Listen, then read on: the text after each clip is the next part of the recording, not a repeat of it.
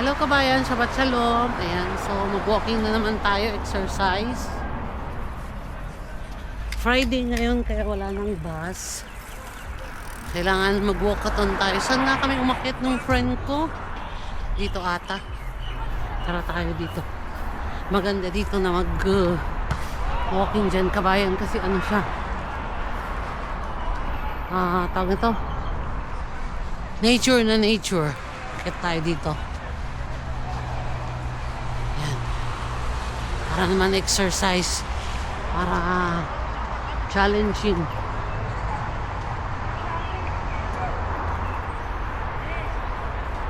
Ano nga ulit yung tawag dun sa laro na yun? Football. Ayan, daming yumaman sa football ha. Football. Dito maganda kasi naririnig mo yung mga huni ng ibon. Hindi kami dito dumaan dati ng friend ko, kung maalala nyo. May vlog ako dito na umihi ako na binidyohan ako ng kaibigan ko. Tapos tawagan natin siya mamaya. Surprise natin na punta tayo doon. Grabe talagang hinihingal ako. Sus, parang sobrang pakyat na to ah.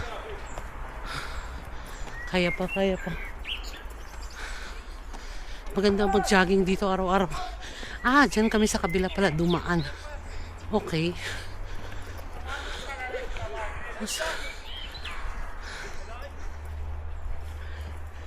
Tapos, parang ang dami namang daanan.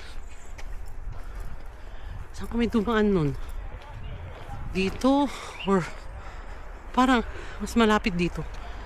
Mas malapit pala dito. Yun. Bakit na? Kanina ko po tinatawagan yung kaibigan ko, hindi siya sumasagot. Baka pumunta sila sa bahay ng anak. Dito kasi sa Israel mga kabayan, pag Shabbat, weekend, minsan yung mga anak ng mga alaga natin, ini-invite sila ng mga anak nila sa bahay nila. Baka pumunta siya. Hindi siya nasagot sa akin. Ito lang yung bahay nila. Tapos Shabbat ngayon, Friday, kaya magang nag-close yung mga supermarket, bangko, lahat. Bus, ayan. Halos wala ng tao. Baka nagsimba talaga. Nagsimba. Pumunta sa anak. Walang katao-tao. Sumagot nga yung friend ko. Susunduin daw sila nung anak. Birthday pala ng alaga niya ngayon si Lolo, kaya masalto. Kakatakot naman yung pusa na to. At least nakapag-walking tayo. So, pabalik dito naman akong rota para maiba. Ganda ng mga bulaklak, oh. Kulay pink. Mga bulaklak. Mapuno dito. Parang nasa nature ka lang, oh, di ba? Tahimik Friday. Ganito sana tahimik. Walang war. Di ba? Para naman lahat ay in peace. Hindi ko masyadong kabisado dito. Pag dito ako dumaan, saan kaya ako? Pwede bang bus dyan? I don't think so. Dito na lang tayo, mahirap na. Pag iba yung dinahanan natin, kung saan pa tayo makarating. 30 minutes pa lang inilalakad ko ha. Very nice. Walking is good mga kabayan. Kaya kahit walking lang everyday, 1 hour, 30 minutes, that's a good sign na healthy ka. Di ba? Healthy. Hindi, dapat sabayan din natin sa tamang proper food. Pero minsan, di ba? Bawal. Masarap ang bawal, I mean.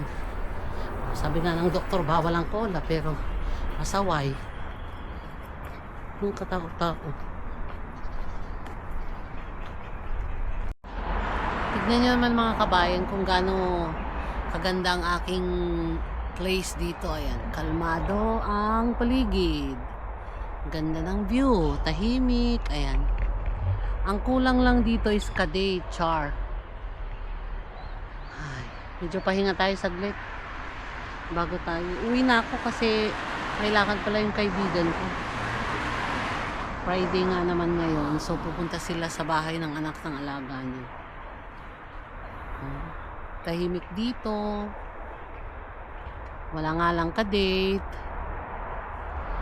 Eme, sabi ni, sino nga ba tong, excuse me, Israel vlogger na puro komedyan. Comedy. Ganda talaga dito, oh. Kita nyo? Oh, diba? Green na green ang paligid. Okay, that's all. Nabubulol ako. That's all for this video. Shabbat shalom kabayan. Ingat palagi.